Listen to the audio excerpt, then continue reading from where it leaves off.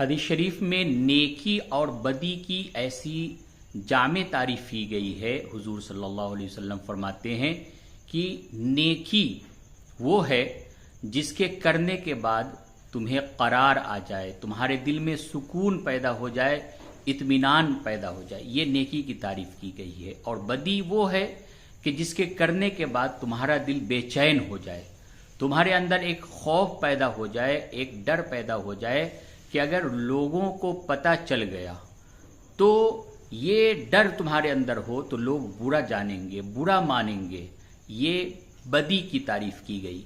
नेकी और बदी की ऐसी जामे तारीफ आपको इस हदीस के अलावा कहीं भी नहीं मिलेगी। तो याद रखिए, नेकी वो है जिसे करके हमें सुकून हासिल हो, और बदी वो है जिसको करने के बाद हमारा दिल बेकरार हो जाए।